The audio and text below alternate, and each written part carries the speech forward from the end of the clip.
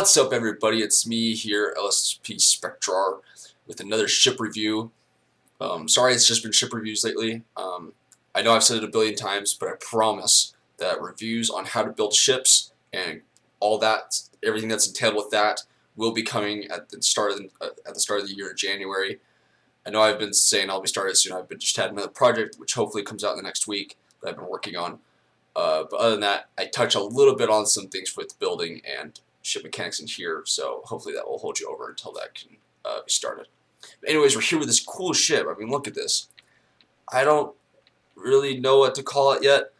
I feel like this is kind of our main, I guess you could say, commander ship at the moment, as this is the biggest ship we've seen, and it's very much so the military style. It's got that military armor style. As I'm talking, let's go into the inside, and I'll kind of walk around so you can see the inside while I'm talking. So I'm thinking something of like the ship, commander ship, or like fleet something. I really have no idea, guys. I'd love your comment. I'd love to hear your comments in the comment section below of what I should name this, because I am just at a loss of words of what I should name this. As you can see, it's a fairly nice ship, fairly big. I highly recommend you watch this entire ship review, because there are some key components about this ship that I really feel like everyone needs to hear. You may already know about this stuff, but for me, I was reminded of it when I got the ship. I had slightly forgotten about it. Anyways, let's get into it. As you can see, you have quite a few beds for crew, which is nice because you can have a lot of crew on the ship to help you repair and such while you're fighting. It lacks a lot in the cargo department, as you only have one cargo space for how big this ship is. So as you can see, this is more of go out and try to get either a bigger ship, or practice battling, or just having fun, rather than raiding. Because I feel like a ship this size that would be more for raiding should have a lot more storage than just that. It's not a bad amount of storage, but it's definitely not enough to make this a great raiding ship. As you can see, you have these two new components that we have not yet had in a ship review. You got this medical center.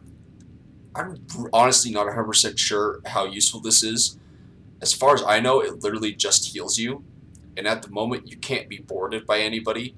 So I mean, I guess it's useful if you've boarded the other ship, been attacked, and you've gone back onto your ship and you need a quick heal, you can come in here. Other than that, guys, if it does another use, please educate me, because I have no idea. In this corner, you have the map room, which just shows you the map, which, again, I don't know if it makes your map more accurate. As far as I can tell, if I just hit M for the map, oh, hold on, I have to go into the cockpit to do that. So if I come into here and I just press M, it honestly doesn't look any different to me. Again, I could be wrong. If I am, please let me know. I'd love to know. So that way we can tell everybody. But I mean, it's cool aesthetic, and it gives you another room to reach into components to repair. So it is useful in that sense. So I do appreciate that, and we'll get more into the importance of that here soon. As you come down, you can see you have two big sensors for seeing far out, which in this ship is excellent. The view distance for radar and such, I don't know if you call it radar, is excellent. I absolutely love it. You've got two shield emitters. I believe that's the actual name. It's not called generators, it's called emitters. You got a nice solid ring of shield surrounding you. You got 4 medium gun turrets, which is the largest we've had so far. And they're really nice. You got 4 of them. Duh, Brandon, stop repeating yourself. You got a good amount of life support in the floors, which isn't too big of a deal. All ships have it. You got 2 large generators right here. And those are in part to generate the gun, help generate power for the guns, but also for all of these engines. Look at this. We got 2 large engines, 2 medium engines, and 8 small engines. I was about to say micro engines, but that would have been not correct. And then you've got all of your heat sinks and stuff, which again I'll be talking about in a second. You got a lot of side thrusters, so you got the 3-way thrusters right here.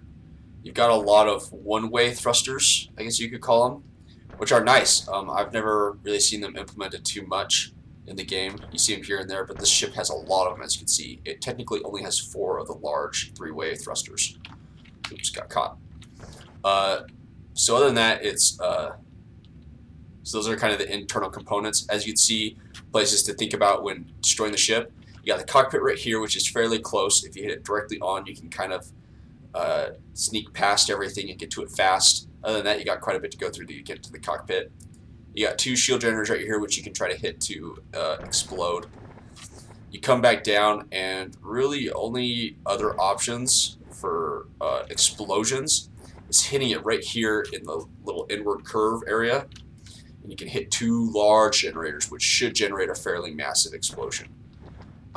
That could definitely extremely damage a ship. So keep that in mind. When I've battled the ship, I have not been able to get those to explode, mostly because the ship likes to spin a lot, just like our last one in the last review. But just beware if you're trying to get the ship to like recover it and use it yourself. Think about how much you actually want to damage the ship when exploding this, because I don't know how much it will cut you off from the engines. It may split the ship in half because of how thin this is and how big these are. I don't know, so sorry I'm not really able to relay that information for you. So let's show you how it kind of flies and maneuvers. It seems like it feels like it maneuvers very well because of the amount of thrusters it has. As you can see, I'm spinning around fairly well. Stopping is a bit slow, but that's to be expected with how big of a ship. If I just do the mouse, no WASD keys, it does a little bit better. As you can see, it takes off and moves fairly fast. Let's give you something to orient it with. So it's a fairly maneuverable ship. Obviously, because it's large, it's not the most maneuverable ship. I really hope I don't accidentally run into that. So let's go this way. And I think it's basically attributed to the amount of engines we have, the amount of thrusters. You can see them all igniting right there.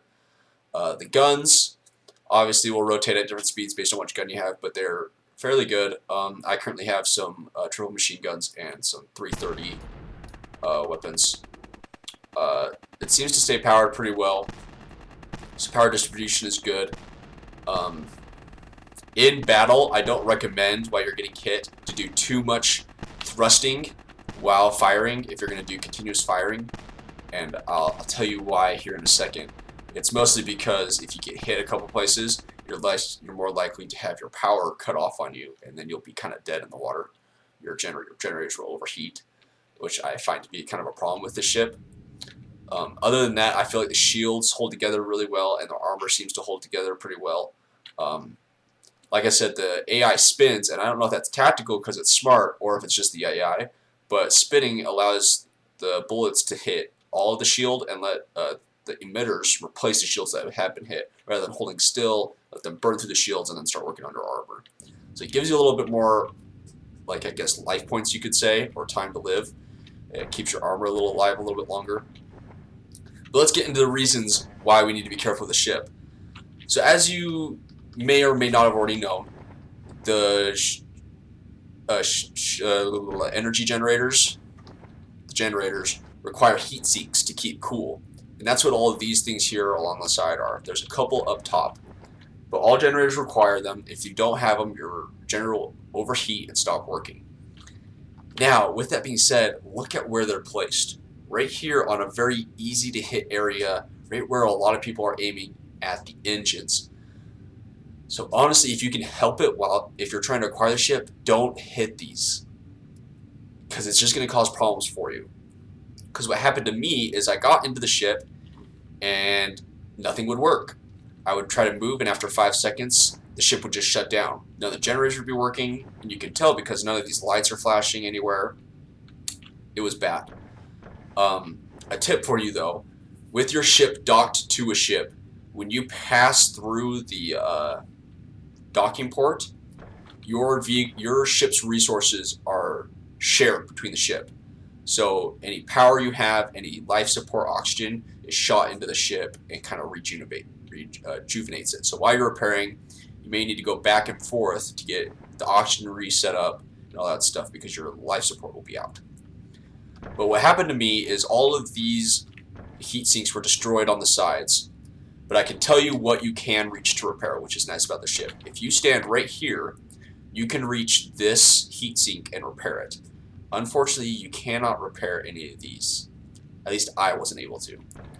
But from here, you're able to repair all of these power conduits, I guess you could call them, I forget what they're called, to get to the generator. And you can easily reach the generators and repair them. Remember, on main components, you only need to be able to touch one part of it to repair the whole thing. Another cool thing is you're able to reach this engine by touching just this corner right here. You're able to repair the whole thing. However, I don't recommend you do because of how much power it takes. I recommend, rather, that you either repair all of these or just these, and just run on limited power for minimum thrust to help you limp back.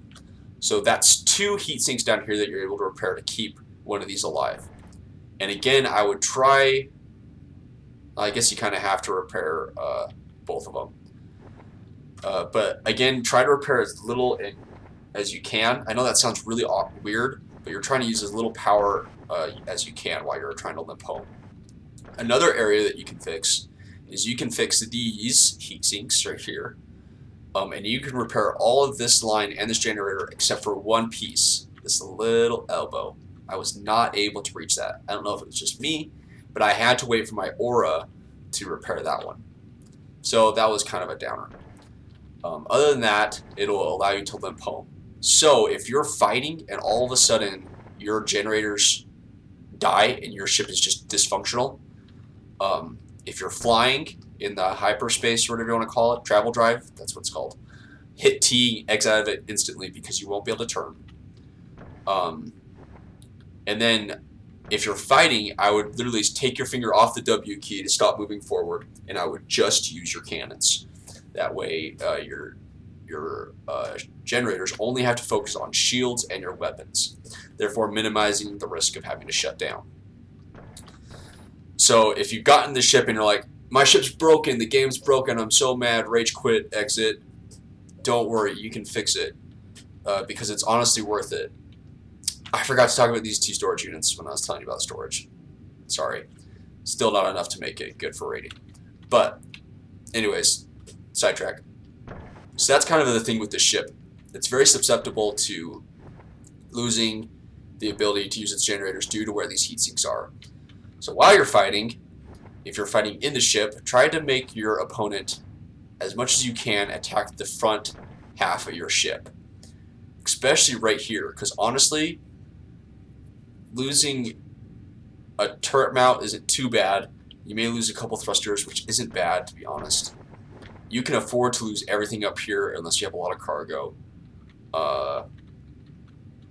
Pretty much everything up here. It's just not nearly as bad as getting attacked from behind. So do whatever you can to protect your rear end.